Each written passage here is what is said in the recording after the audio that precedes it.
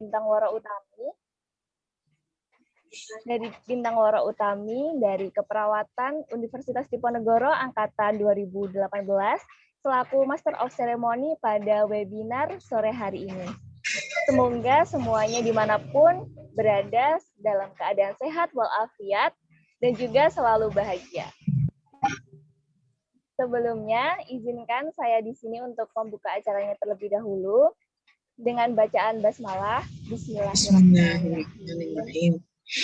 Dan untuk mempersingkat waktu, acara selanjutnya adalah sambutan dari perwakilan Dewan Juri Diponegoro Idea and Innovation Competition kepada Profesor Dr. Suryono, SSI, MSI.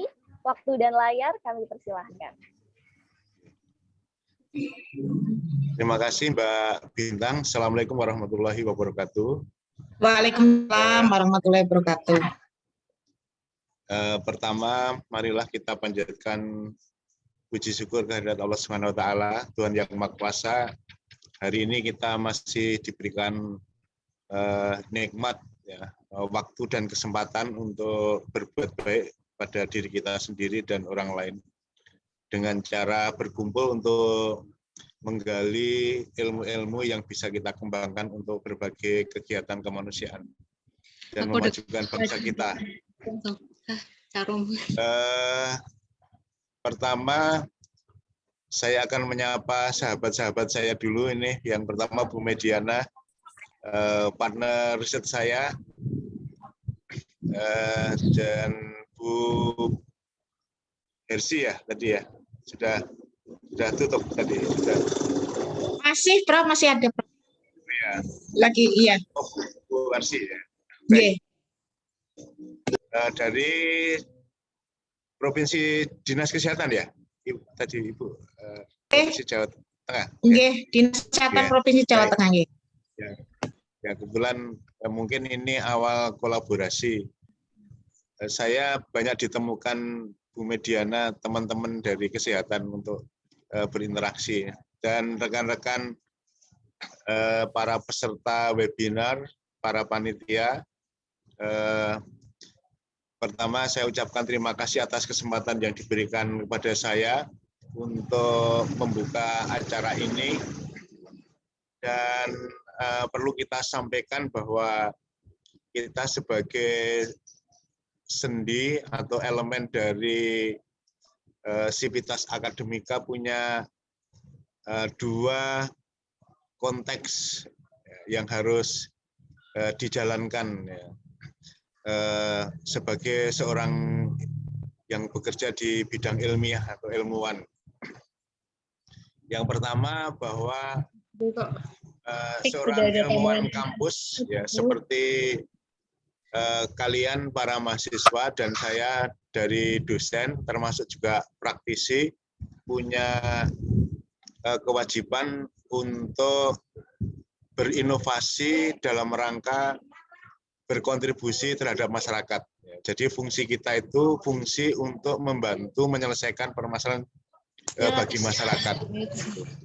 Kemudian fungsi yang kedua adalah mendapatkan nilai tambah atau added value ya yang bernilai ekonomi untuk meningkatkan kesejahteraan bangsa kita. Jadi ada dua misi ya, ada dua misi yang harus kita kerjakan. Yang pertama tadi adalah misi sosial, membantu masyarakat, dan misi yang kedua adalah misi ekonomi, ya, meningkatkan kesejahteraan. Itu adalah dua kata kunci sebagai inovator yang berada di masyarakat. Saya kira dosen dan mahasiswa itu adalah ujung tombaknya ya. Kalau bukan dosen dan mahasiswa siapa lagi, karena sebagai masyarakat ilmuwan yang terdidik, memang kita sudah selayaknya sangat diharapkan oleh masyarakat ya untuk menyelesaikan problematika bangsa kita ini. Terlebih-lebih problematika kesehatan ya, Bu Mediana ini saya kira sangat memahami bahwa pemerintah ini sudah melakukan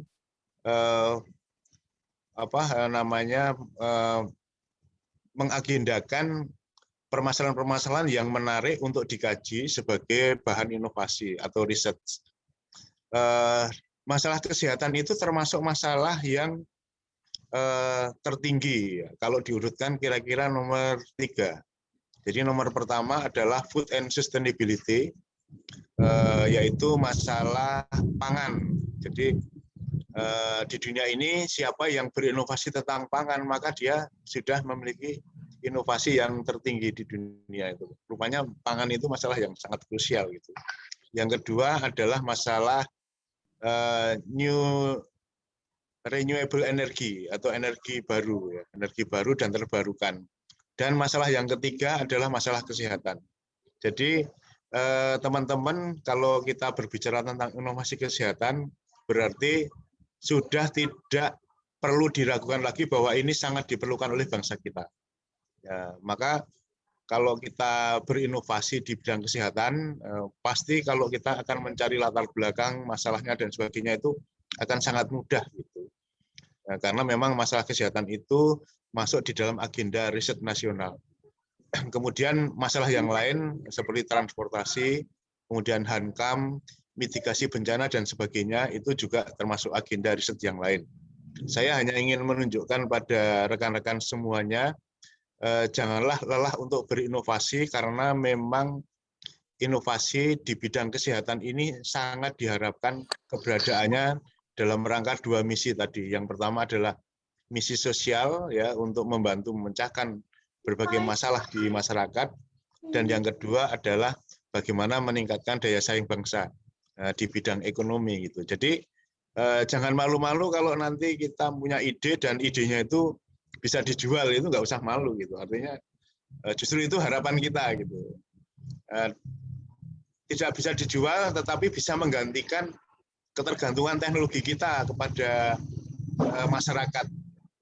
Jadi yang harusnya kita harus membeli kepada orang lain ya, tetapi masyarakat dibantu dengan apa yang kita lakukan. Seperti yang dilakukan oleh Bu Mediana itu misalnya untuk mendeteksi ya, kita tidak perlu harus berbondong-bondong ke rumah sakit, membayar dan sebagainya, tetapi dengan menggunakan smartphone kita sudah cukup terbantu untuk melakukan deteksi misalnya. Itu termasuk bagian inovasi yang bisa meningkatkan efek sosial di masyarakat, karena masyarakat akan terbantu dari masalah-masalah kesehatan.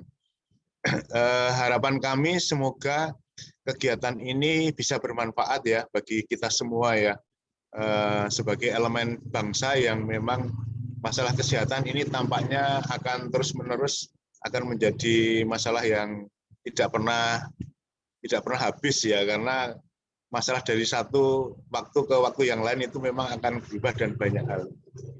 Ya, 2 tahun yang lalu saya dikirim Undip untuk mewakili konsorsium bidang riset kesehatan, dan ditetapkan bidang yang paling menarik itu oleh konsorsium Dikti itu adalah bidang diabetes mellitus atau DM. Itu 2 tahun yang lalu gitu. Saya dapat pendanaan riset ya di atas 1 miliar gitu. Tetapi ternyata pendanaan itu akhirnya berubah juga. Artinya maksud saya tren itu berubah. Sekarang ada COVID-19.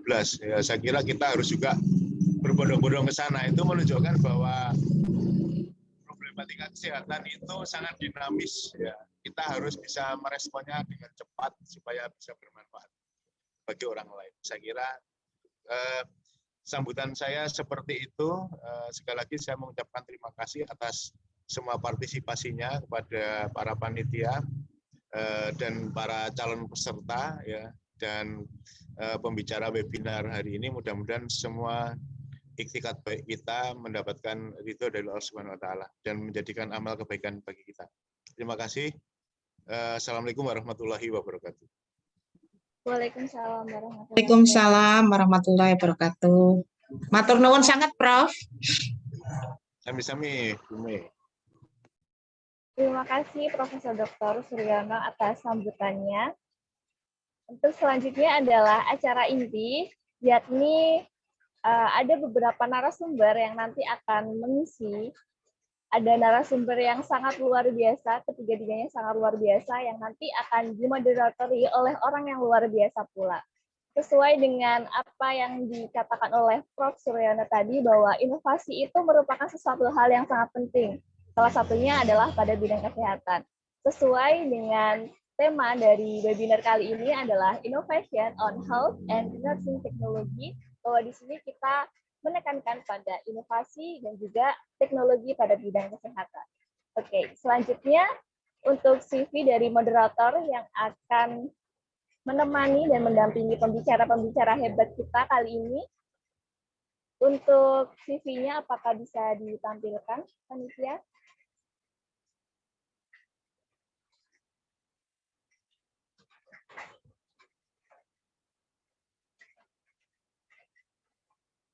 Oke, ini dia untuk moderator kita kali ini, ada Safin Aziza Fatia, mahasiswa S1 Keperawatan Universitas Diponegoro. Nah, banyak sekali ya ini pengalamannya. Work experience-nya pernah jadi graphic designer di student involvement, lalu pernah menjadi asisten dosen pada mata kuliah English for Nursing, lalu achievement-nya pernah menjadi pembicara desain class, lalu ada juara 3 poster publik, pembicara desain training, lalu ada juara 1 poster publik, dan masih banyak lagi ya ini untuk pengalaman dari moderator kita kali ini. Oke, tanpa berlama-lama lagi untuk Kak Safin. Halo Kak Safin, apakah sudah ada di tempat? Ya, Bintang, apakah suara saya terdengar? Oke, sudah terdengar. Kalau begitu untuk waktu dan layar saya persilahkan. Baik, terima kasih Bintang. Sebelumnya, Assalamualaikum warahmatullahi wabarakatuh. Selamat sore Bapak Ibu, Mbak, Mas, dan teman-temannya. Terima kasih. Izin memperkenalkan diri, saya Safin Aziza Fatia, mahasiswi S1 Keperawatan Universitas Diponegoro, Angkatan 2018. Pada sore hari ini saya diamanahi untuk menjadi moderator salah satu rangkaian kegiatan Diponegoro Idea and Innovation Competition atau DIIC 2021, yaitu acara webinar Innovation on Health and Nursing Technology. Sebelum kita mulai sesi pertama, izinkan saya menjelaskan sedikit tentang mekanisme webinar hari ini. Hari ini akan ada 3 sesi materi yang dibawakan oleh pembicara-pembicara kita yang sangat hebat dan tentunya berpengalaman di bidangnya. Tiap sesi akan dilaksanakan selama 20 menit, dan untuk sesi tanya jawab sendiri akan berlangsung selama 10 menit setelah materi ketiga selesai. Pastinya teman-teman semua di sini sudah tidak sabar untuk menyimak pembicara-pembicara keren hari ini dalam berbagi penelitian dan pengalaman mereka. Namun, sebelum itu, izinkan saya untuk membacakan CV dari pemateri pertama, yaitu Nurse Rihan Luhur Prasetya, SK. Izin share screen untuk CV pemateri pertama kita.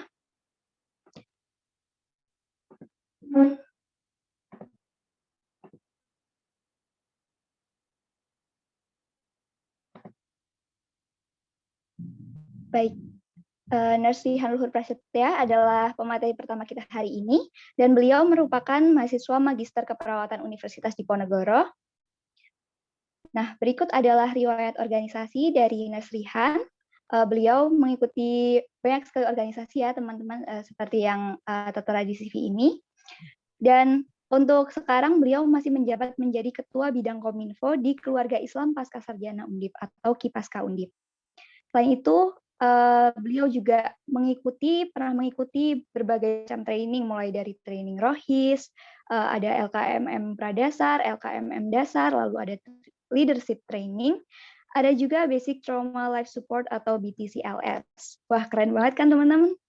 Selain itu, beliau juga telah mempublikasikan 3 penelitian dari tahun 2018 sampai 2020. Yang pertama itu ada gambaran dukungan keluarga dan tingkat kepatuhan penderita pasca stroke dalam mengikuti rehabilitasi di unit rehabilitasi RSUD KRMT Wongsonegoro.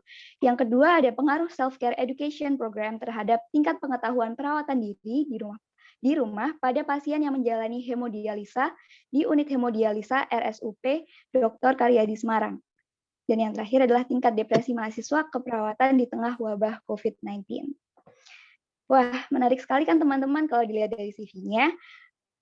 Baik, langsung saja kita mulai untuk sesi materi pertama. Kepada Nurse Lihan, waktu dan layar kami persilakan. Baik, terima kasih. Assalamualaikum warahmatullahi wabarakatuh. Waalaikumsalam warahmatullahi wabarakatuh. Waalaikumsalam. Terima kasih atas waktunya yang diberikan oleh moderator. Yang pertama, selamat sore semuanya.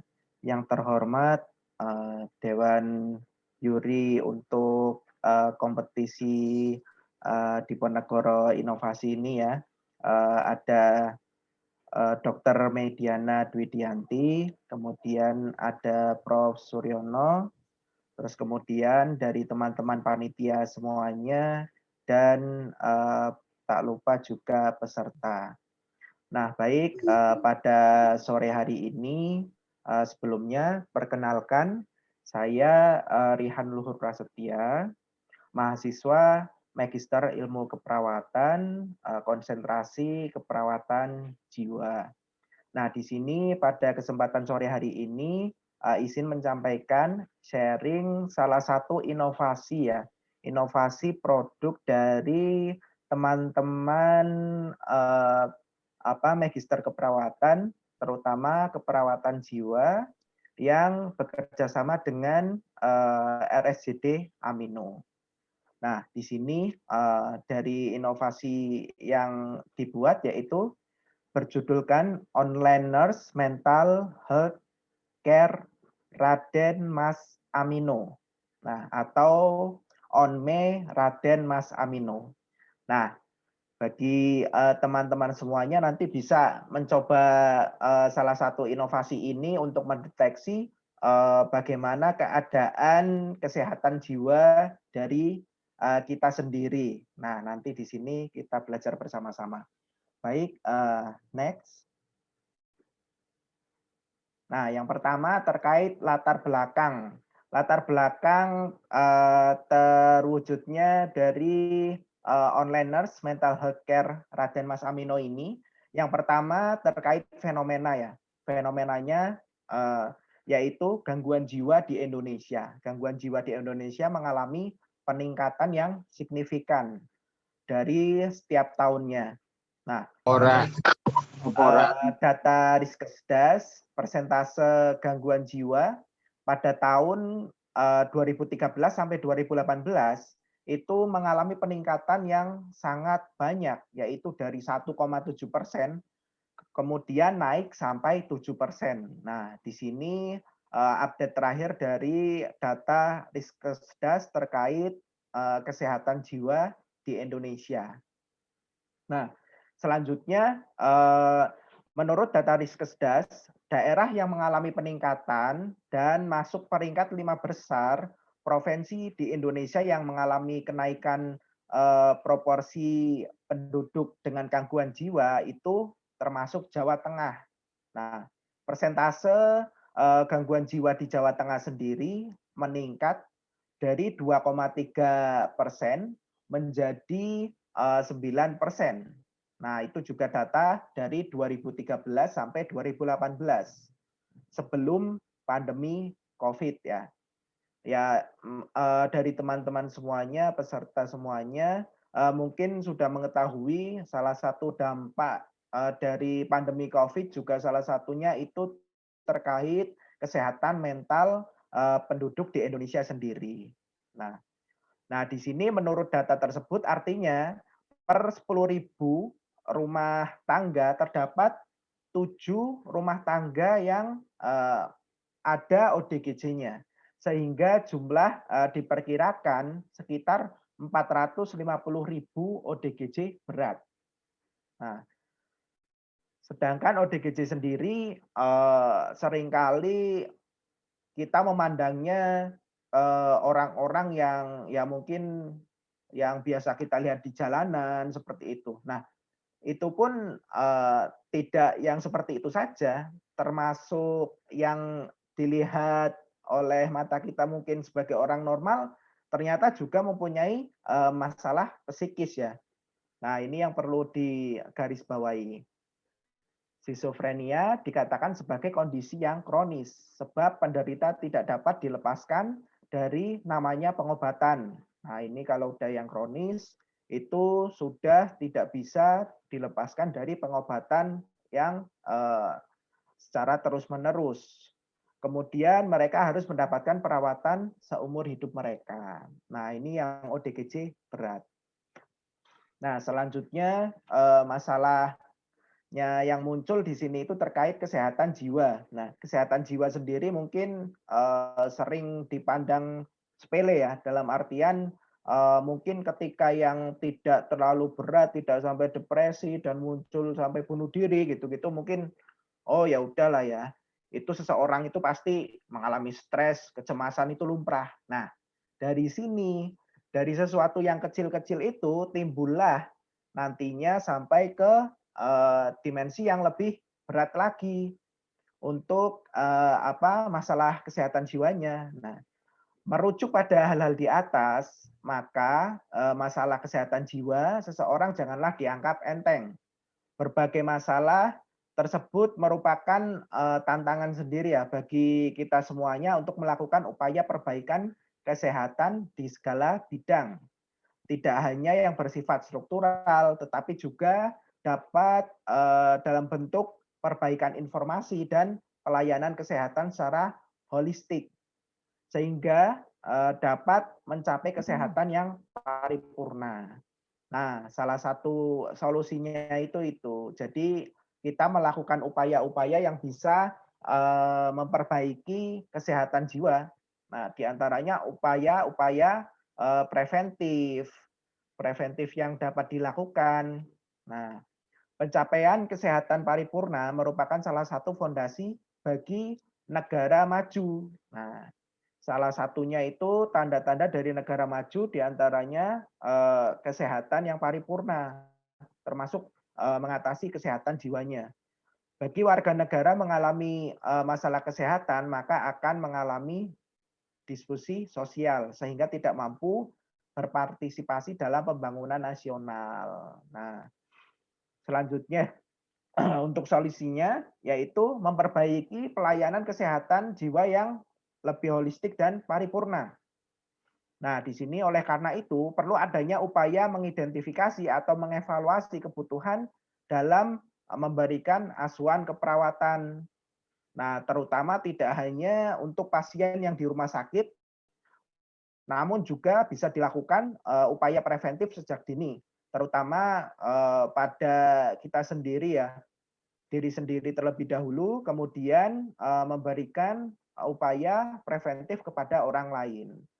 Nah, untuk itu melalui aplikasi atau bentuk inovasi ya, bentuknya website online nurse ini diharapkan dapat mempermudah pelayanan dalam menangani kasus kesehatan jiwa, baik remaja, dewasa, ataupun lansia dengan menggunakan media dalam jaringan yang dalam bentuk nanti pengkajian kemudian diberikan intervensi seperti itu.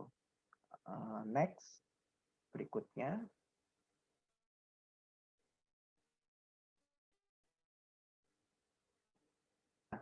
Ini terkait Onme Raden Mas Amino. Nah, apa itu? Nah, di sini sebuah website yang intervensi yang fokus pada kesehatan jiwa. Inovasi ini dikembangkan dalam teknologi berbasis website yang berisi penilaian kesehatan jiwa secara individu, dan selanjutnya terdapat panduan intervensi dalam bentuk terapi dan leaflet yang secara mandiri atau individu.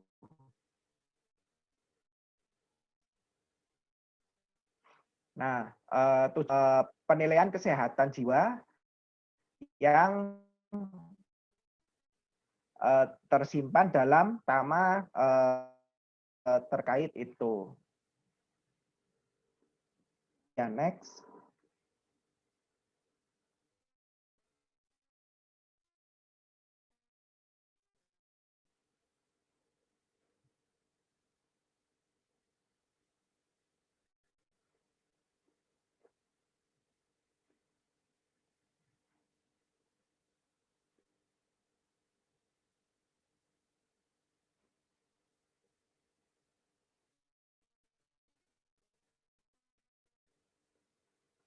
Ke slide ini, tujuan dari inovasi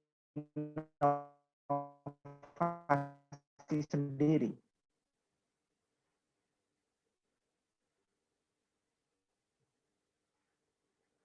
Oh ya, terima kasih.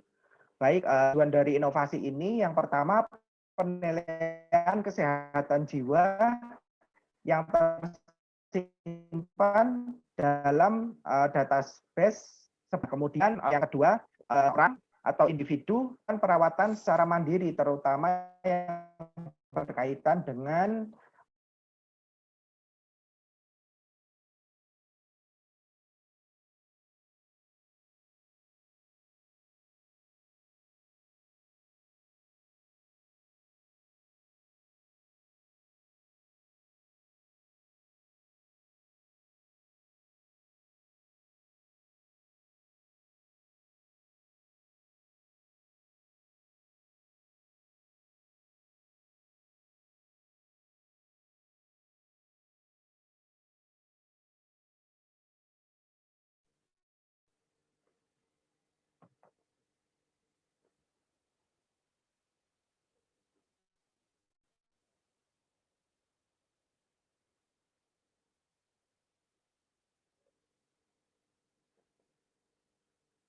mohon maaf terjadi kesalahan teknis ya terkait koneksinya di saya.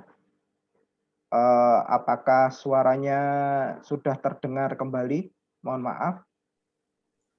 Jelas, Mas. Sudah, Kak. Oh, oke. Baik, dilanjutkan. Untuk yang ketiga, itu terkait tujuan inovasi berikutnya, yaitu memberikan fasilitas untuk berkomunikasi secara langsung dari klien ke perawat nantinya. Nah, selanjutnya yang keempat, ada memonitoring hasil intervensi yang dilakukan, jadi bentuk follow up. Follow up setelah diberikan intervensi, apakah ada perubahan atau tidak. Nah, yang kelima selanjutnya mengumpulkan data-data untuk dapat digunakan sebagai pengembangan intervensi. Nah, nantinya mungkin dari individu yang belum terselesaikan masalahnya, itu nantinya bisa dilakukan tindakan medis lebih lanjut. Selanjutnya, next. Nah, baik, berikut adalah ONME Raden Mas Amino. Jadi interface awalnya itu seperti ini ya, dalam bentuk website. Nah, teman-teman bisa mengaksesnya di radenmasamino.org. Nah, di sini nanti memilih untuk daftar online nurse mental health care atau one way, nanti diklik di situ. Next. Nah, yang pertama itu pengisian identitas diri, di mana di sini terdiri dari data demografi ya. yang berisikan alamat email, terus kemudian nama, usia, pekerjaan, dan alamat. Nah, selanjutnya, next. Nah, selanjutnya ada form yang harus diisikan. Nah, yang pertama terkait SRQ, yaitu Self-Reporting Questionnaire, di mana di sini merupakan penilaian awal dalam bentuk kuesioner yang harus diisi oleh setiap responden, nah atau klien terkait keluhan yang dirasakan sehari-hari seperti sakit kepala, nafsu makan, terus tidur yang terganggu, rasa takut, cemas, yang nantinya akan mendapatkan skor, di mana skor untuk seseorang atau individu yang mempunyai masalah psikologis itu skornya lebih dari 6. Nah, kalau di bawah 6, seseorang tersebut tidak mengalami gangguan psikologis. Nah, setelah itu selanjutnya, setelah diketahui bahwa seseorang punya masalah psikologis, nah nanti selanjutnya mengisi berbagai macam kuesioner. Nah, di antaranya yang pertama terkait kuesioner kecemasan. Nah, di situ nanti ada pertanyaan atau pengkajian penilaian tingkat kecemasan seseorang, di mana nanti hasilnya juga akan tertera di situ, dan ketika mempunyai masalah kecemasan, nanti ada bentuk intervensi dalam bentuk videonya. Dan kemudian juga ada leaflet atau bookletnya untuk panduan intervensinya.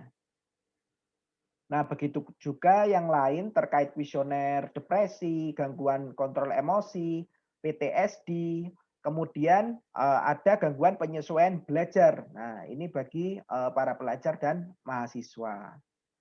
Nah, tahapan selanjutnya, kemudian setelah mengisi kuesioner tersebut, nanti mengetahui bagaimana tingkat masalahnya sesuai dengan apa yang diisi. Kalau kecemasan nanti muncul nilai kecemasannya seperti itu. Nah, kemudian selanjutnya ini terkait kerangka konsepnya. Nah, di sini ada berdasarkan pengkategorian ya, ada remaja, dewasa, dan lansia. Nah, setiap tingkatan ini mempunyai masalah psikologis masing-masing. Nah, nanti kemudian mengisi identitas diri dan melakukan pengukuran SRQ tadi. Nah, kemudian untuk scoringnya seperti yang tertera di situ, ketika lebih dari 6, maka harus mengikuti asesmen. Nah, selanjutnya setelah melakukan asesmen awal, itu terkait kecemasan, PTSD, depresi, kontrol emosi, gangguan penyesuaian belajar. Nah, selanjutnya bisa melakukan intervensi secara individu atau mandiri. Nah, di situ tersedia dalam bentuk video intervensi dan leaflet terkait intervensinya, panduannya. Nah, selanjutnya evaluasi dari setelah dilakukan intervensi itu dilakukan pengisian penilaian lagi terkait seperti asesmen awal, nah itu asesmen akhir. Nah, selanjutnya dievaluasi apakah masalah terselesaikan, teratasi atau belum. Ketika belum, nantinya mungkin akan bisa berkomunikasi melalui chat kepada moderatornya atau adminnya, yang nantinya mungkin bisa diarahkan untuk konsultasi ke dokter maupun psikolog seperti itu. Next. Nah, kebermanfaatan yang pertama terkait inovasi ini yaitu membantu dan mempermudah pelayanan kesehatan jiwa, terutama pada kelompok sehat jiwa dan resiko, di mana seringnya yaitu seseorang itu mudah menyepelekan ya terkait keadaan psikososialnya seperti itu. Nah, di sini tujuannya untuk mengetahui. Biasanya kan seseorang ketika mungkin mengalami cemas, terus kemudian panik, depresi ringan, depresi sedang, itu lebih memendam diri gitu ya. Kecuali mungkin teman-teman melalui cerita dengan teman-teman dekat seperti itu. Nah, ini yang perlu diwaspadai. Nah, dari inovasi ini bertujuan salah satunya untuk mengarah ke situ. Jadi mengatasi gejala-gejala psikologis itu sejak dini, di mana inovasi ini dapat mendeteksi mungkin masalah-masalah yang dapat dikaji dan diberikan intervensi sebelum masalah itu menjadi berat. Nah, yang kedua yaitu bentuk panjang tangan, bentuk pelayanan kesehatan jiwa di rumah sakit. Kemudian yang ketiga, memberikan kesempatan kepada klien atau responden lebih menyampaikan masalah yang sedang dihadapinya tanpa adanya rasa malu ataupun khawatir atas privasinya. Nah, jadi untuk privasi dari responden atau klien sendiri itu bisa terahasiakan di sini. Kemudian terkait novelty yang pertama, sudah banyak inovasi pelayanan medis berbasis website yang sudah ada, namun tidak memberikan pelayanan yang berfokus pada holistik kesehatan jiwa seperti itu. Kemudian yang kedua, upaya dalam pencegahan terjadinya terutama resiko gangguan kesehatan jiwa dan bisa diterapkan kepada pasien-pasien pasca dari rumah sakit jiwa untuk mencegah readmission. Nah, untuk selanjutnya, next. Permisi Kak Rihan, izin Oh iya. mengingatkan untuk waktunya tinggal 5 menit lagi ya Kak. Oke, baik, terima kasih. Slide selanjutnya, insya Allah tinggal dikit lagi. Nah, ini ada quotes dari Albert Einstein, kecerdasan tidak banyak berperan dalam proses penemuan. Ada suatu lompatan dalam kesadaran, sebutlah itu intuisi atau apapun namanya. Solusi muncul begitu saja dan kita tidak tahu bagaimana atau mengapa. Nah, mungkin yang terakhir nanti keterkaitan tips dan trik mencari inovasi. Next. Nah, yang pertama terkait mencari inovasi itu yang pertama mempelajari fenomena yang sedang terjadi. Nah, mungkin untuk sekarang ini yang masih fresh sekali terkait pandemi COVID, vaksin, terus kemudian dampak-dampaknya seperti itu ya. Terus kemudian yang kedua mencari informasi terkait fenomena meliputi 5W plus 1H. Nah, yang ketiga merumuskan masalah untuk menentukan prioritas dan urgensi penyelesaian. Nah, seperti tadi ya, fenomenanya gangguan jiwa, terus kemudian yang terjadi itu bagaimana. Nah, itu bisa dirumuskan. Terus kemudian diberikan untuk inovasinya seperti apa. Yang keempat, menyusun sebuah inovasi untuk menyelesaikan masalah tersebut. Nah, yang kelima, itu trial and error. Jadi untuk sebuah inovasi itu tidak cukup satu kali langsung jadi. Namun harus melalui tahap-tahap percobaan dan mengalami mungkin hambatan seperti itu. Nah, next. Yang terakhir, nah berikut tim kontributor untuk onliners ini. Di antaranya yang pertama ada Dr. Mediana, kemudian Nas Dian Yuli, kemudian juga Nas Mustaqim, kemudian Nas Kandar, Nas Titik Suerni, dan ada teman-teman keperawatan jiwa, Magister Keperawatan Jiwa angkatan 2019. Next. Ya, terima kasih. Berikut yang bisa saya sampaikan untuk sharing terkait inovasi. Mohon maaf apabila selama saya menyampaikan ada kesalahan atau kekurangan ataupun masalah teknis. Mohon maaf. Terima kasih. Wassalamualaikum warahmatullahi wabarakatuh. Saya kembalikan ke moderator.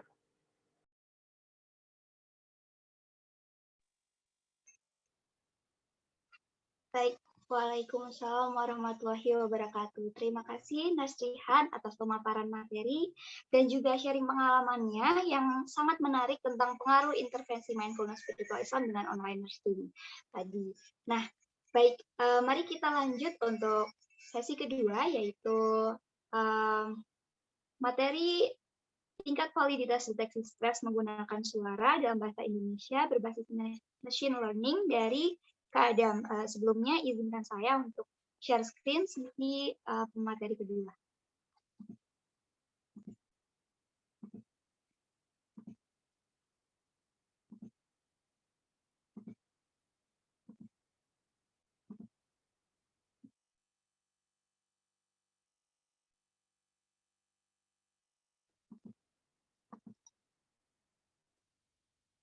Baik, Kak Adam merupakan pembicara kita yang kedua, dan Kak Adam adalah seorang mahasiswa teknik informatika yang tertarik dengan data science dan Android development. Kak Adam ini juga mengikuti banyak sekali kompetisi-kompetisi ya teman-teman, seperti bisa dilihat di CV berikut ini, dan banyak sekali mendapatkan kejuaraan. Wah, keren sekali kan? Nah, ini ada first place National Data Summit 2020, ada juga finalis Gemastik, Joint Data Mining Competition 2020, ICPC Asia Jakarta Regional Contest, ada juga finalis Apps Innovation Joint UGM. Lalu Kak Adam juga mendapatkan juara pertama di Business IT kategori Informatics Internal Competition dan Software Development kategori Informatics Internal Competition. Selain itu, Kak Adam juga pernah mendapatkan Technical Award Creative Robot kategori International Robot Olympiad atau IRO dan First Runner-up in Robot Theater Senior kategori Islamic School Robot Olympiad atau IISRO. Lalu Kak Adam juga menjadi runner-up di PKMKC kategori PIM Undip 2020, dan yang terakhir adalah finalis kompetitif programming kategori Arcavidia 7.0. Selain itu, Kak Adam juga mempunyai satu publikasi, yaitu Prediction of Hotel Booking Cancellation using CRISP-DM. Nah, selanjutnya merupakan pengalaman Kak Adam juga ada di kepanitiaan dan organisasi. Untuk kepanitiaan sendiri, Kak Adam pernah menjadi seksi materi di pelatihan dasar 2019, lalu juga seksi materi di Annual Informatics Competition atau N4Com 2019, dan ketua di N4Com 2020. Lalu untuk organisasinya sendiri, Kak Adam pernah menjadi ketua divisi riset dan teknologi di Robotics 28, dan staf ahli komunikasi dan informasi di HM Undip. Lalu juga Kak Adam merupakan ketua dari iReach Undip dari 2019 sampai sekarang, dan sekarang juga Kak Adam menjadi anggota di divisi Developer and Speaker di Google Developer Student Club Diponegoro University. Wah, keren banget kan teman-teman? Pasti udah nggak sabar lagi untuk menyimak materi dari Kak Adam sendiri. Baik, kepada Kak Adam, waktu dan layar kami persilakan. Oke, terima kasih. Tes, apa mic saya masuk? Masuk, Kak. Oke, izin saya scan sebentar.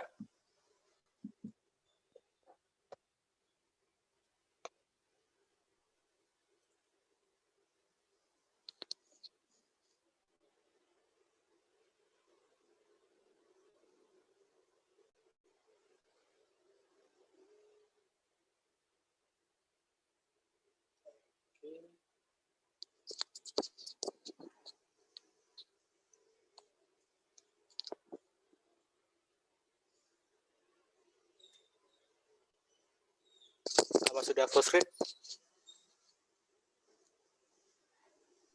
Sudah, Mas. Oke. Oke, baik, saya mulai. Assalamualaikum warahmatullahi wabarakatuh.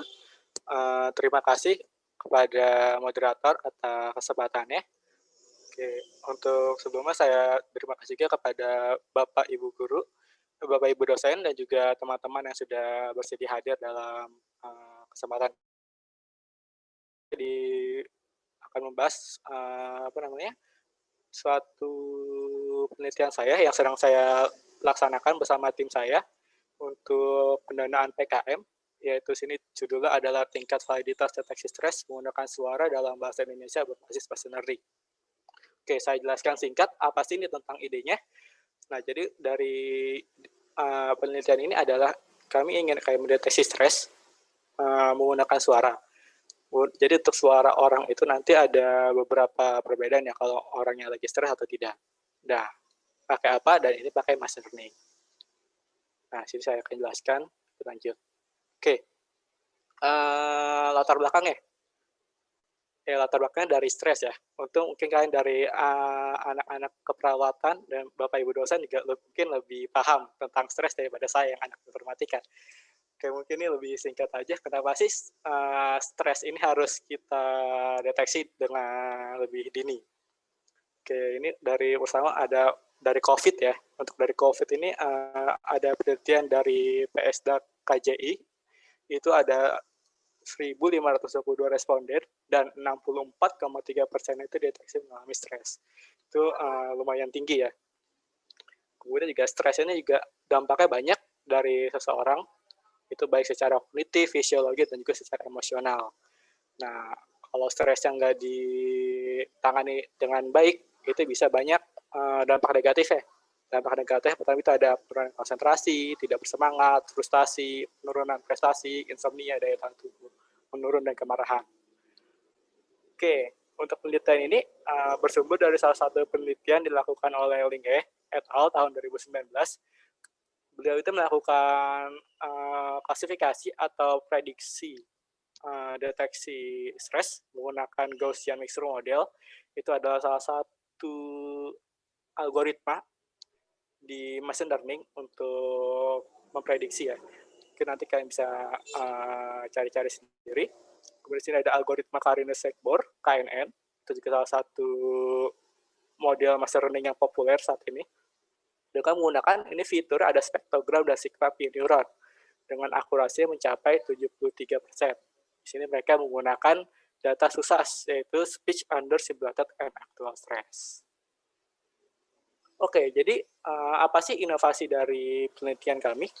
Jadi inovasi yang pertama adalah untuk deteksi stres sendiri. Itu sudah ada beberapa peneliti yang melakukan penelitian terkait deteksi stres dengan menggunakan medium suara. Nah, tapi kebanyakan adalah menggunakan bahasa selain Indonesia, bahasa Inggris ataupun bahasa lainnya. Nah, seperti yang kita tahu, untuk pelafalan dan juga logat itu untuk tiap negara itu berbeda-beda. Indonesia saja pun punya banyak ya logat-logat yang berbeda. Nah, di sini kami ingin melihat apa sih metode untuk deteksi stres yang paling optimal untuk mendeteksi stres pada bahasa Indonesia. Nah, di sini kami akan menggunakan beberapa model machine learning yang terbaru, state of art, seperti yang populer, neural network, FSCNet, MobileNet, dan masih banyak lagi. Oke, tujuan dan manfaatnya. Secara umum, dari penelitian kami itu, untuk mendeteksi stres itu adalah yang pertama, untuk menguji dulu ya, apakah dari medium suara yang bahasa Indonesia ini bisa mendeteksi stres atau tidak. Dan jika bisa, itu bisa menjadikan suatu deteksi dini untuk pengenangan stres lebih lanjut. Nah, mungkin untuk penerapan lebih lanjutnya, itu juga bisa banyak sekali penerapan lanjut untuk penelitian ini. Apabila berhasil, soal ini masih dalam tahap pelaksanaan ya. Seperti misal ada seorang orang tua dengan anaknya mungkin rantau, mungkin kan dari jarang bertemu. Nah, mungkin dari orang tuanya itu dia bisa melihat nih dari anaknya itu stres atau enggak dari suaranya. Nah, contohnya seperti itu. Dari salah satu manfaat dari penelitian ini. Oke, untuk proses penelitiannya ini ada dari kita Sri Pustaka, pengumpulan data suara, pembuatan machine learning, kemudian ada pengujian dan evaluasi kemudian selesai. Untuk Sri Pustaka mungkin saya lewatkan. Untuk pengumpulan data suara kami mengumpulkan 50 orang. Sudah 20 di situ, jadi dari 50 orang itu kami akan mencari 25 orang yang stres dan 25 orang yang tidak. Nah, kemudian itu setiap responden bakal kami minta untuk mengucapkan beberapa kata, sekitar 100 kata, Nah, untuk tiap-tiap itunya, jadi nanti akan kami record dan kami nanti akan deteksi. Menambahkan sedikit untuk respondennya sebelum melakukan wawancara atau pengambilan suara, itu nanti kami akan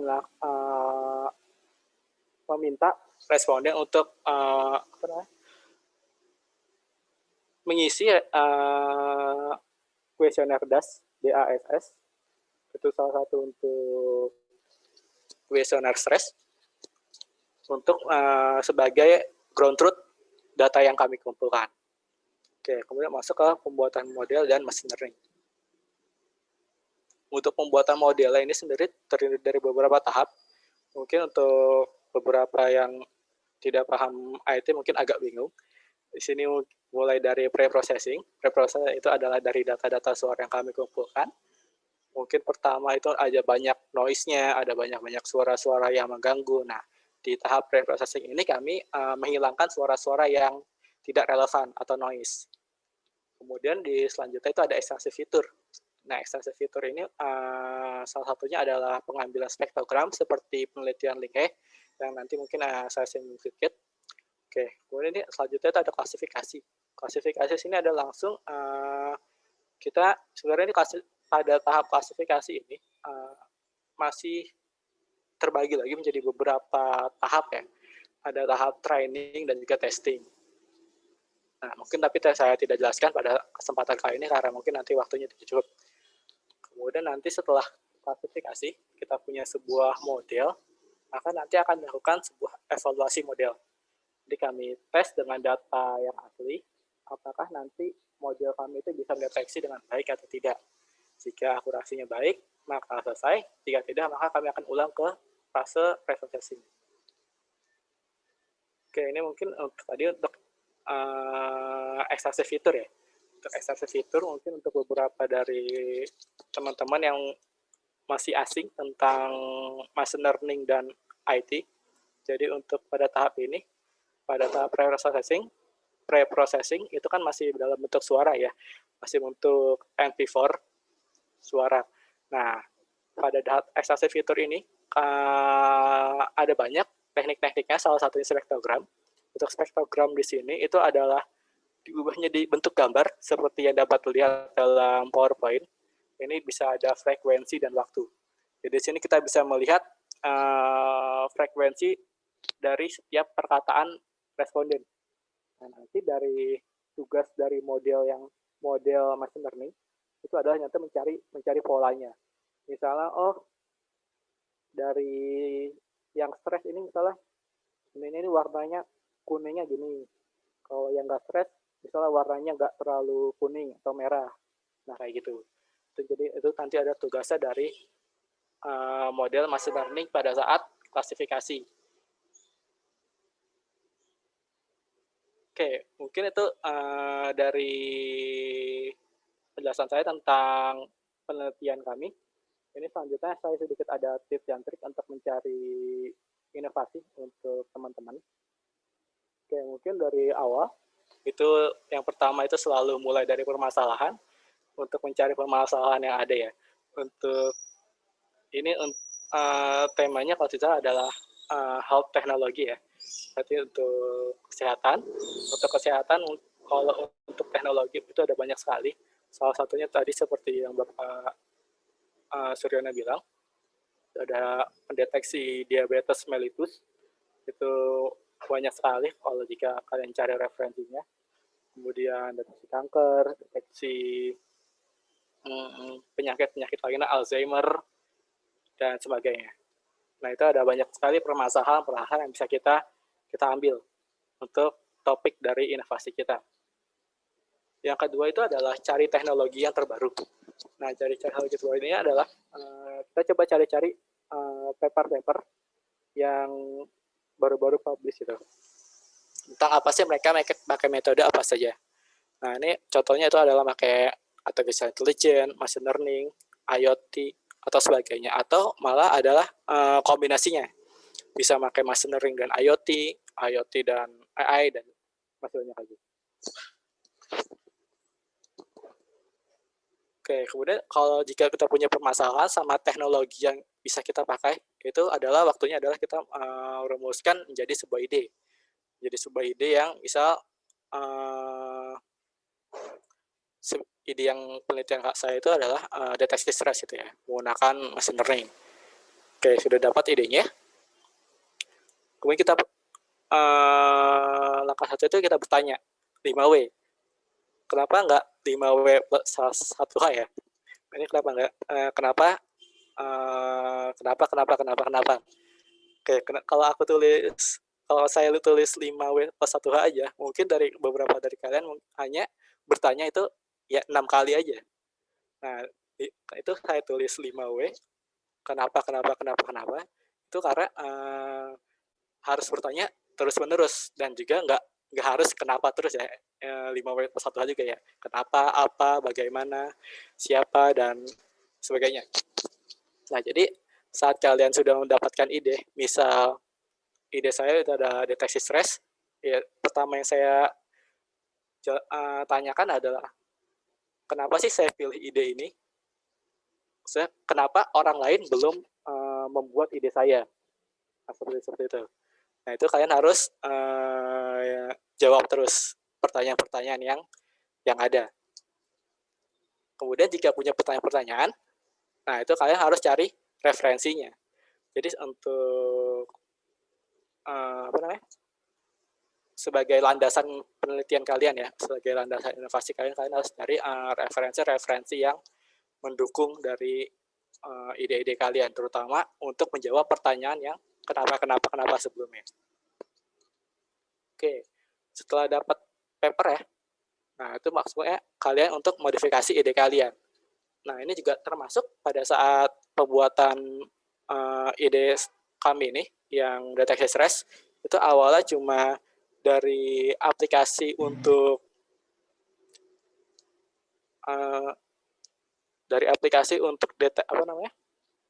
untuk terapi stres ya. Sekedar aplikasi, ada kuesioner, ada chatnya dan sebagainya.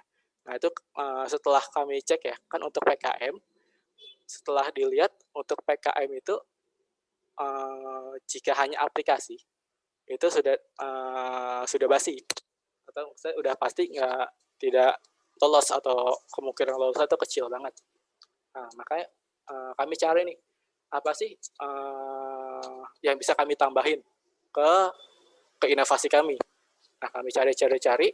Nah, ketemulah itu adalah deteksi stres menggunakan suara dari penelitian yang Linghe yang tadi saya sebutkan. Nah, kemudian berubahlah idenya jadi aplikasinya ada untuk deteksi stresnya ya, dan juga terapinya. Nah, kemudian satu dan lain hal karena untuk menyesuaikan juga dengan format PKM dan juga dengan yang 5 itunya ya, 5 jenis PKM KC, PKM RSA. Nah, itu setelah kami diskusikan ternyata lebih cocok ke PKM RSA. Karena PKM RSA jadinya aplikasinya dibuang. Jadi hanya deteksi stres menggunakan suara, menggunakan bahasa Indonesia. Oke, kemudian ya ulangnya terus dari 4 sampai 6 itu sampai deadline kalian habis. Ya, sampai selesai. Itu harus kalian modifikasi terus-menerus untuk inovasi kalian. Jangan sampai lelah. Oke, sekian dari presentasi saya. Mohon maaf jika ada kesalahan. Saya kembalikan ke moderator.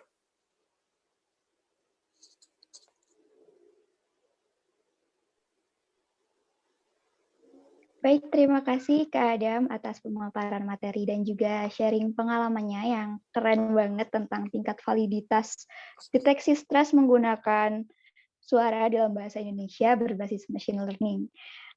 Baik, mari kita lanjut ke materi ketiga. Izinkan saya untuk membacakan CV pemateri ketiga yaitu Dr. Meidiana Widianti. Untuk CV-nya mohon untuk di-share screen, operator.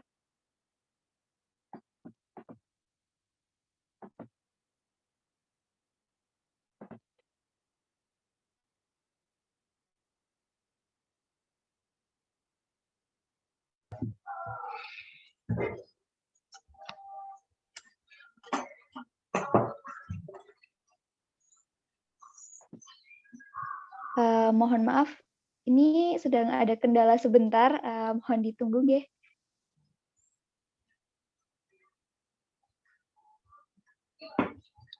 Atau nggak usah, Mbak.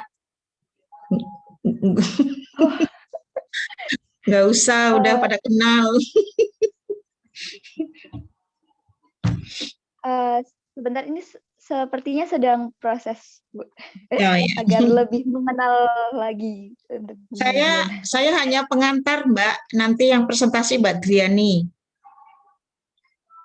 Oh, nggih, baik, Bu Mi. Tim, kita tim, Mbak. Oh, nggih, berarti ini langsung saja nggih, Bu? Ya, langsung saja. Baik, karena dari Bu Mediana dan tim sudah siap, untuk waktu dan layar kami persilakan. Ya, terima kasih Mbak Safin. Assalamualaikum warahmatullahi wabarakatuh.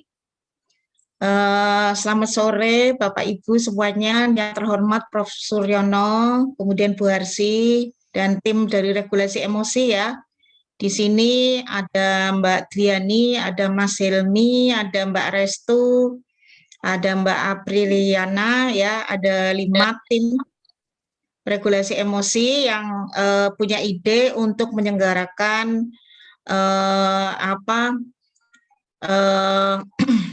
inovasi ya, ide dan inovasi competition. Jadi saya sangat salut Anda bekerja keras dengan baik dan Masya Allah luar biasa ya. Memang ini potensi yang kita harus jaga terus untuk bisa dikembangkan. Nah, masalah emosi ini sebetulnya langsung aja Mbak, cepat. Jadi begini ya teman-teman semuanya. Jadi kalau kita selalu sakit fisik ya yang diprioritaskan, tapi emosi yang sakit itu tidak pernah kita perhatikan ya. Jadi seperti ini, perasaan bersalah itu seperti racun di dalam sistem mental. Kita nggak pernah menyadari rasa bersalah itu emosi yang sakit dan harus segera diobati gitu loh. Seperti kita sakit fisik ya, emosi itu juga perlu diobati. Jadi dampaknya ke fisik. Saya ingat betul pernah ada seorang ibu masuk rumah sakit tekanan darah tinggi ya mungkin potensi ke stroke, kemudian dipasang NGT, dipasang apa. Kemudian saya coba klarifikasi, ternyata dia itu sedang marah sama suami. Nah ini, dan itu tidak pernah saya lupakan peristiwa itu gitu loh. Setelah bicara dengan saya, kemudian ya memaafkan gitu, ya semuanya dilepas dan bisa pulang gitu loh. Jadi emosi ini kelihatannya sangat mendasar ya. Semua penderitaan kita sepanjang hidup tuh masalah emosi gitu loh. Tapi kita tidak pernah mendeteksi gitu loh. Sehingga saya berpikir terus ini bagaimana supaya kita semua tuh tahu bahwa emosi itu harus dikenali dan diselesaikan gitu. Next Mbak, dipercepat aja Mbak. Ya misalnya luka psikologis, konflik rendah diri. Ini juga masalah besar. Orang yang rendah diri itu dia nggak bisa berpikir secara terang gitu loh. Apa yang terjadi pada dirinya ya, sehingga dia tidak ya seperti orang yang yang lemah gitu loh. Dan itu harus segera diobati gitu loh. Karena akan menghasilkan emosi yang menjadi sumber penderitaan. Next. Nah, ini juga tekanan pekerjaan dan takut gagal dalam keluarga. Ini juga hal-hal yang menimbulkan emosi. Kalau dibiarkan terus akan menjadi permasalahan ya. Bisa menjadi stroke, bisa menjadi jantung ya. Yang harus kita sadari sekarang ini. Next, Mbak. Kehilangan dan trauma. Ini seperti berjalan di atas tulang yang patah ya. Jadi kita harus mendeteksi ini ya. Makanya Masya Allah ya pada saat kita ingin berbuat baik itu Allah menolong ya, menolong mengirim Mas Adam mengirim Mas Adam ke saya untuk mendeteksi stres. Itu kalau kita berbuat baik, insya Allah ada jalan. Kemudian penolakan ini paling banyak ya. Penolakan ini luka emosional ya, terutama penolakan dari orang-orang yang kita cintai, ya. Sehingga ya ini sebenarnya luka emosi yang harus diselesaikan gitu loh. Kalau enggak kita itu jadi bermasalah gitu loh. Banyak hambatan karena masalah emosi. Misalnya penolakan orang yang kita sayangi, ini juga segera diatasi sehingga dia merasa cukup sehat gitu emosinya. Ini kelihatannya kita harus kerja keras di sini untuk bagaimana caranya ini semua bisa diatasi, sehingga saya suka bilang ke mahasiswa, kita bicara tentang menolong diri sendiri dulu lah sebelum kita menolong orang lain gitu. Penolakan orang tua ini juga ternyata banyak ya, mahasiswa yang banyak ditolong orang tua, terlalu tinggi hambatan, ekspektasinya tinggi ya, dan sebagainya. Next, Mbak. Nah, jadi yang penolakan itu membuat kemarahan ya, dan dorongan agresif yang bermasalah gitu loh. Jadi merasa ditolak itu harus sebuah luka yang harus diselesaikan gitu loh. Kemudian juga penolakan di tempat kerja. Jadi ini harus poin per poin kita membuat semacam emosional first aid ya, bagaimana kita bisa pertolongan pertama pada emosi-emosi yang terluka ya. Saya kira itu gambarannya. Kita punya masalah besar yang harus kita selesaikan. Mudah-mudahan nanti tim regulasi emosi, tim PKM Mas Adam, kemudian mahasiswa magister bisa bekerja keras untuk bisa bagaimana semua orang-orang itu bisa mengelola emosi dengan baik sehingga bisa sehat secara fisik maupun mental. Dan selanjutnya silahkan Mbak Dwiani untuk presentasi bagaimana regulasi emosi yang Anda sedang rencanakan. Silahkan.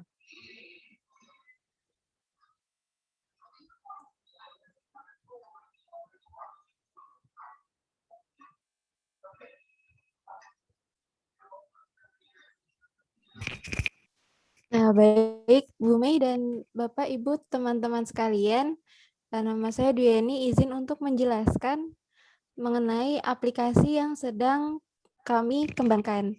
Jadi, pada intinya terdapat dua aplikasi, yaitu aplikasi regulasi emosi dan juga mengontrol marah. Nah, ini untuk yang mengelola emosi, jadi sistemnya adalah menggunakan link, kita menggunakannya Joylink, di mana dalam satu link tersebut sudah ada kenali diri Anda, mari mengelola emosi, video tentang mengelola emosi, dan juga teman-teman yang merasa memiliki gangguan emosi atau kesulitan untuk mengelola emosi bisa berkonsultasi kepada dua orang konsultan kita, yaitu Bu Mei dan salah satu perwakilan dari Rumah Sakit Amino. Next. Nah, untuk yang kenali emosi, yang pertama yaitu ada mengenal emosi dengan cara mengisi kuesioner. Nah, di kuesioner ini terdapat beberapa item yang teman-teman bisa isi dan bisa dijadikan assessment apakah teman-teman sudah baik dalam mengelola emosi ataupun belum. Next. Nah, selanjutnya ada video cara mengelola emosi. Setelah tadi ada pengkajian, ada assessment, nah sekarang teman-teman diedukasi tentang bagaimana sih cara mengelola emosi. Nah, untuk videonya apakah bisa di-share? Tolong untuk di-share.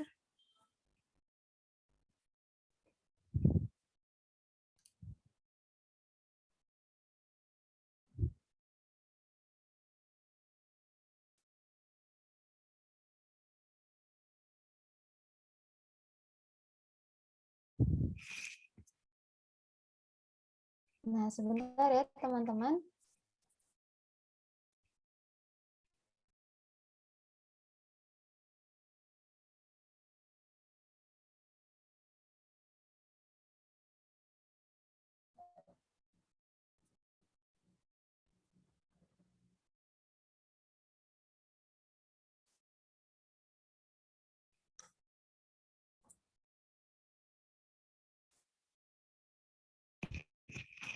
Mohon maaf, ini suaranya belum masuk, Mas Ilmi.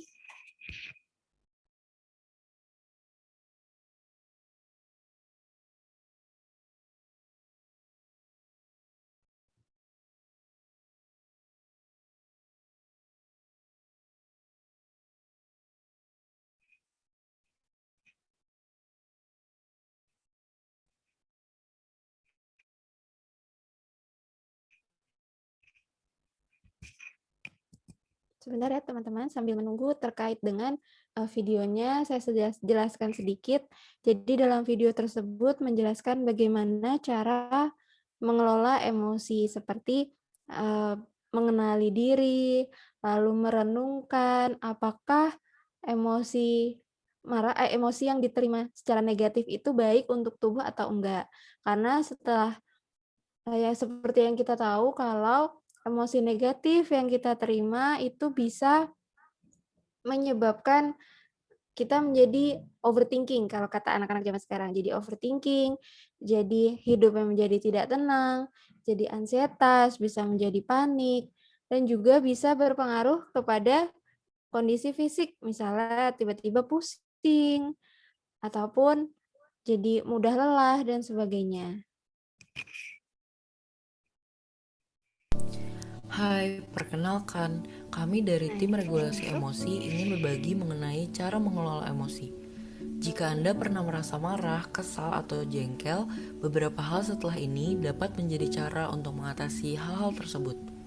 Sebelumnya, mari kita mengenal tentang kesehatan emosi. Kesehatan emosi adalah kemampuan seseorang mengendalikan emosinya dalam kondisi apapun. Ia akan mempunyai emosi yang positif, seperti cinta, bahagia, empati, ceria, dan hati yang senang. Emosi yang sakit merupakan ketidakmampuan seseorang dalam mengatur emosi sehingga terus merasakan emosi negatif seperti sedih, kecewa, sakit hati, dan menderita. Kondisi ini biasanya disebabkan oleh perasaan kesepian, harga diri rendah, penolakan, kehilangan, perasaan bersalah, dan merasa gagal. Emosi yang sakit dapat menyebabkan gangguan pada tubuh manusia. Gangguan yang dialami dapat berupa mual, pusing, hingga nyeri otot. Untuk menghindari hal tersebut, kita perlu mengetahui bagaimana cara mengelola emosi. Hal pertama yang dapat dilakukan adalah memutuskan sendiri situasi Anda. Jika memilih bahagia, kita dapat mengubah situasi dengan bergerak, koreksi diri, dan merenung. Bergerak dapat dilakukan dengan berolahraga. Koreksi diri dapat dilakukan dengan menyadari kekurangan, dan merenung dapat dilakukan dengan meditasi sehingga ketegangan fisik dan psikologis yang dirasa berkurang. Setelah memodifikasi situasi, kita perlu mengalihkan perhatian. Cara mengalihkan perhatian yang dapat kita lakukan adalah berdoa dan berkonsentrasi. Ubah cara berpikir dari emosi negatif ke yang lebih positif, fokus pada Tuhan, dan latih kesabaran serta berupaya untuk ikhlas. Kita juga perlu mengubah cara merespon situasi. Hal ini dapat dilakukan dengan rileks, berpikir lebih tenang, dan melakukan pengambilan keputusan yang dirasa tepat. Dengan hal-hal berikutlah, kita dapat meredakan rasa marah, kesal, dan jengkel yang dialami. Emosi yang sehat akan membawa kebahagiaan. Jagalah kesehatan emosi dan teruslah bahagia.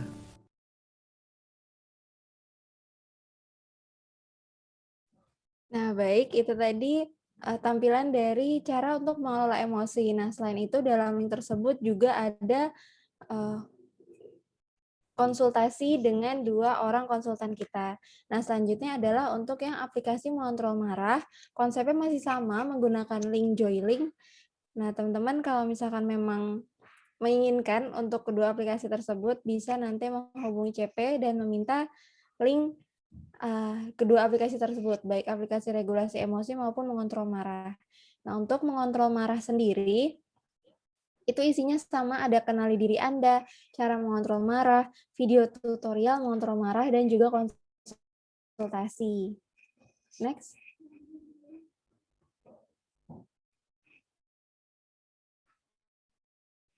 Nah, ini merupakan buklet dari cara-cara untuk mengontrol marah yang bisa diakses melalui link tersebut. Next.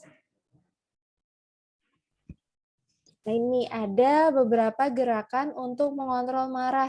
Nah, dalam link tersebut sudah ada video nih teman-teman buat step by step-nya tentang cara mengontrol marah. Nah, ini seperti teknik meditasi ya. Nah, jika memang teman-teman masih memerlukan untuk konsultasi, nah teman-teman bisa nih cerita sharing sama 2 orang konsultan dari aplikasi ini, yaitu Bu Mei dan juga perwakilan dari Rumah Sakit Amino. Nah, sekian dari saya. Terakhir, jangan lupa bersyukur, karena dengan bersyukur hidup menjadi lebih indah dan bahagia. Terima kasih. Wassalamualaikum warahmatullahi wabarakatuh.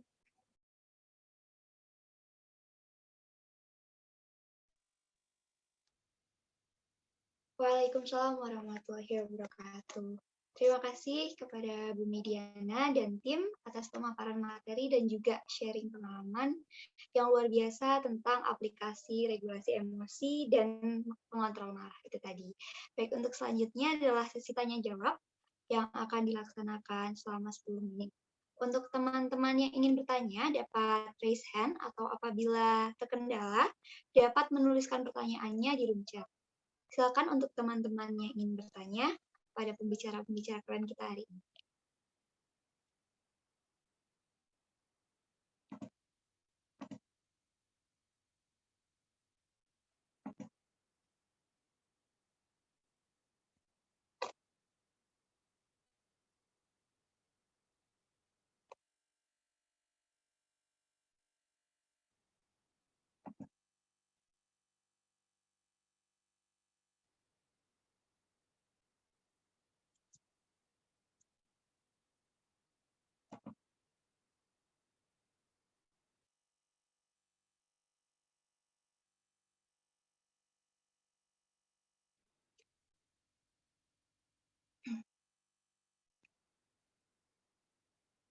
Oke, teman-teman mungkin bisa langsung raise hand atau chat di room chat ya kalau ada pertanyaan.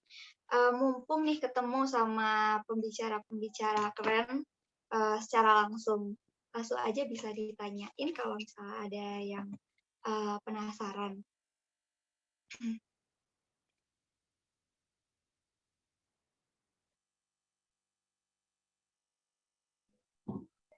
Ya, halo. Selamat sore, Mbak Safin. Ya, sore, silakan. Ya, perkenalkan nama saya Niken Wulan Hastimurti. Saya dulu dari Magister Keperawatan Undip. Selamat sore, Bu Mediana. Selamat sore, Mbak. Masya Allah. Sehat ya? Alhamdulillah, Bu Mei. Iya. Baik, saya ingin bertanya sama pembicara yang kedua, Mbak, yang tadi terkait dengan deteksi stres melalui suara. Nah, itu seperti apa ya modelnya? Bagaimana cara, yang simpelnya bagaimana cara membedakan antara suara orang normal dengan suara orang stres? Atau dengan frekuensinya kah? Atau dengan ritme atau nadanya? Atau seperti apa cara menentukannya? Begitu, Mbak Safin? Apakah pertanyaan saya jelas? Baik, Mbak Niken. Terima kasih atas pertanyaannya. Mungkin bisa langsung dijawab pada Mas Adam, dipersilakan. Ya, terima kasih. Terima kasih pertanyaannya. Tadi bagaimana membedakannya ya? Untuk membedakannya, ini salah satunya karena ini kami masih melakukan juga ya, belum ada dapat hasilnya. Salah satunya itu adalah menggunakan tadi ekstraksi fitur spektrogram. Jadi diubah ke bentuk gambar. Dari gambar itu nanti kelihatan frekuensi dari setiap katanya. Nah, dari frekuensinya itu, nanti kelihatan pola-pola yang mungkin tidak terdengar oleh kuping manusia. Seperti itu. Dari frekuensinya, kurang lebih.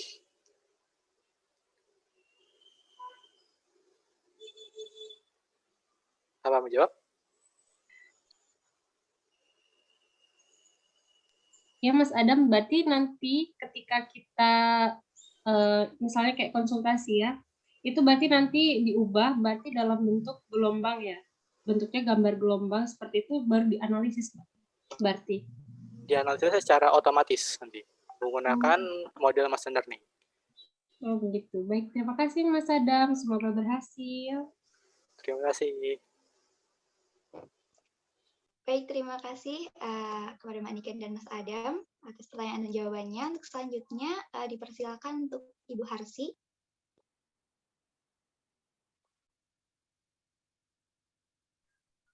Oh, saya ya. Iya, Ibu. Oke. Ya, saya off video aja karena gangguan sinyal barangkali ya. Pak off video ya, tapi aku bersuara. Oke. Izin bertanya untuk Mas Adam nih, menarik sekali buat saya.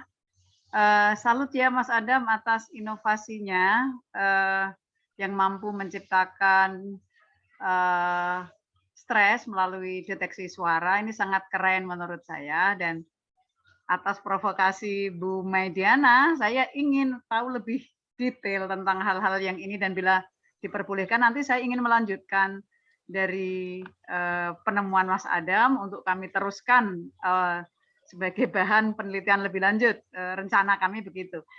Nah, yang ingin saya ketahui di sini, Mas Adam, itu nanti dari deteksi stres melalui suara ini, apakah automatically langsung bisa menggradasikan?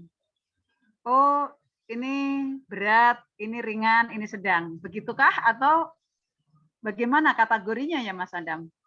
Itu saja pertanyaan pertama yang ingin saya ketahui. Terima kasih.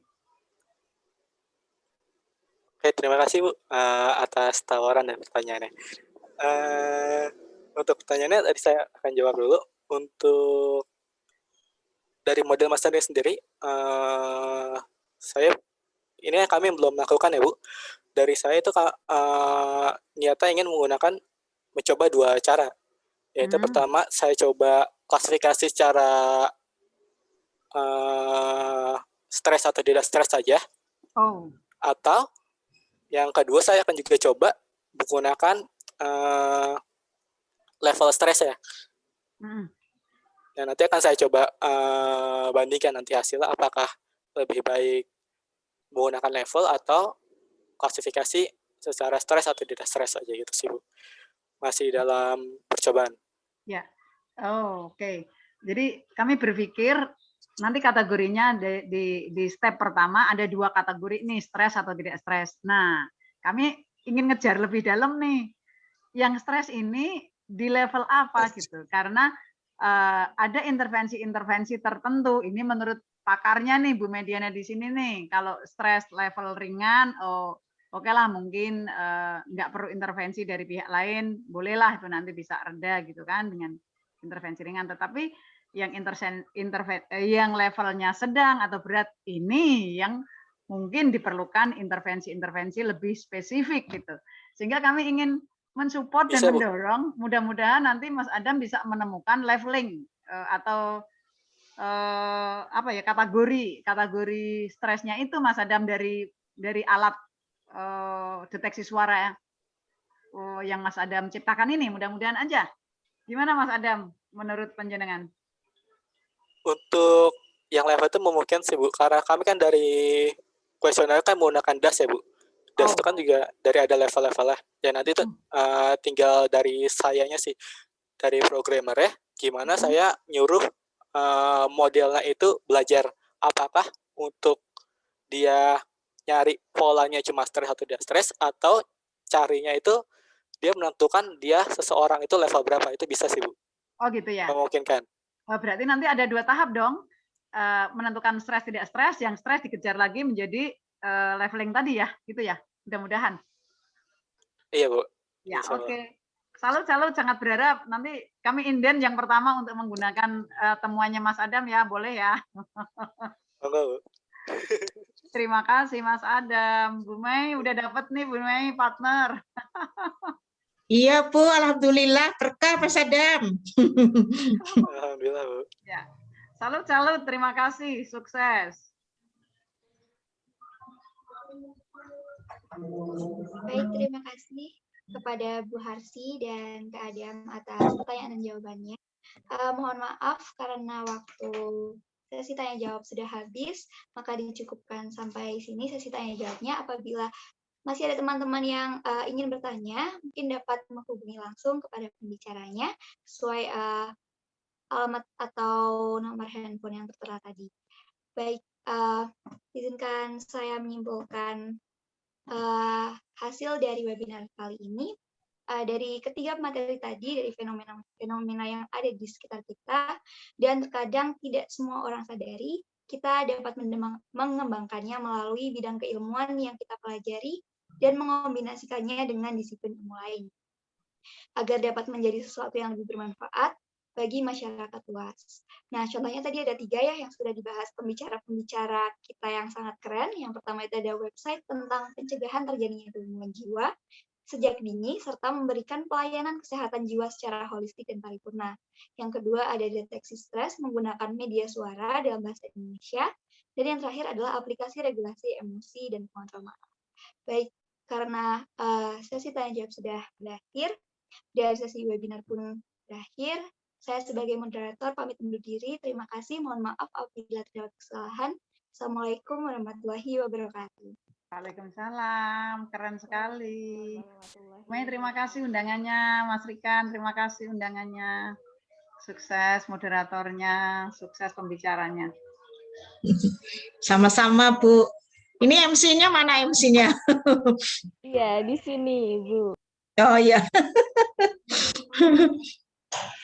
Baik, terima kasih untuk Safin selaku moderator dan juga kepada ketiga pembicara hebat kita dengan inovasi-inovasi yang sangat luar biasa. Semoga inovasinya bisa dikembangkan lebih lanjut sehingga bisa bermanfaat untuk kesehatan jiwa Indonesia, seperti itu.